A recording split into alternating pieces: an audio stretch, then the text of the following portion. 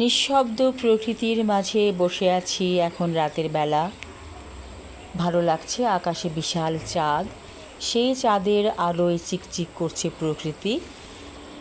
আমি বসে আছি অন্ধকার বারান্দায়, সেখান থেকে সব কিছু দেখছি। আমার এলাকাটা হচ্ছে একটু গ্রাম সাইডে, ঢাকা থেকে একটু দূরে, যার কারণে প্রকৃতি অপরূপ সুন্দরভাবে দেখা দেয় আমার কাছে। অনেক অনেক গাছগাছালিতে ভরা বাসাটা। তো এই গাছের পাতার ফাঁক দিয়ে চাঁদের আলো প্রবেশ করছে, সেই দৃশ্য দেখছি আর ভালো লাগছে।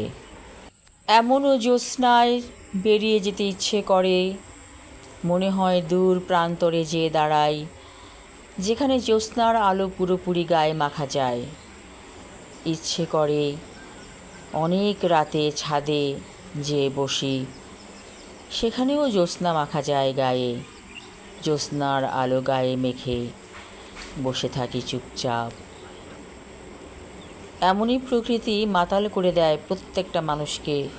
এত সুন্দর চারপাশ আলোকিত, চাঁদের স্নিগ্ধ আলোয় যখন সব কিছু ভেসে যায়, সেই দৃশ্য দেখে মন উতলা হয়ে যায় প্রত্যেকটা মানুষের। অবশ্য যারা প্রকৃতিপ্রেমী তাদেরই। সবাই প্রকৃতির সৌন্দর্য বোঝে না। অনেকে বোঝে না জ্যোৎস্না রাতের সৌন্দর্য, অনেকে বোঝে না বৃষ্টির রিমঝিম শব্দের মাধুর্যতা কতটা গভীর। যারা বোঝে তারা বোঝে, তারা হচ্ছে আসলেই প্রকৃতি প্রেমী। এখানে পাখির কুজন আছে, পাখির কুজনে মন ভরে যায়।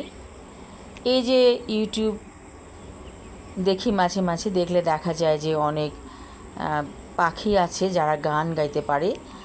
সেদিন দেখলাম একটা জাপানি ভাষায় গান গাইছে ময়না পাখি। এত সুন্দর পাখিটার সুর, খুবই ভালো লাগলো। আসলে এই পাখিও সুর ক্যাচ করতে পারে। ছোট্ট একটা মাথায় তার কতটুকু ব্রেন আছে, সেই ব্রেন দিয়ে সে গান গাইছে, ভাবা যায়। তারপর অনেক বিড়াল কুকুর, ওদেরকে ট্রেনিং দেওয়া হয় এবং এরা অনেক কিছুই শিখে যায়। মনে হয় যেন মানুষের মতো আচরণ করছে। আসলে সব পশুকুলের মধ্যেও বুদ্ধি আছে, এই বুদ্ধি দিয়েই মানুষ পৃথিবীতে টিকে থাকে। আর মানুষ হচ্ছে আশরাফুল মাখলুকাত, সৃষ্টির শ্রেষ্ঠ। তার তো গুণ থাকবেই। তার ব্রেন যেই ক্ষমতা ধারণ করে, সেই ব্রেন দিয়ে সে পৃথিবীকে জয় করেছে।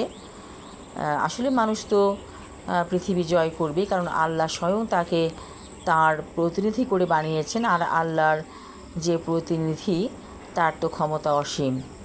এই মানব, অর্থাৎ মানব জাতি ব্রেনকে কাজে লাগিয়ে সব কিছুই করতে পারে। এই যে কৃষক কত সুন্দর করে ফসল ফলায়, এটাও তো তার ব্রেনেরই কাজ।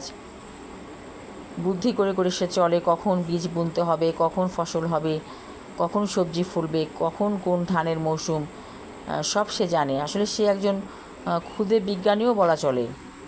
প্রত্যেকটা মানুষের মধ্যেই গুণ আছে, প্রত্যেকটা মানুষের মধ্যেই দোষ আছে। দোষ গুণ মিলেই মানুষ। সবাই ভালো থাকুন, এই শুভকামনা করছি। ধন্যবাদ।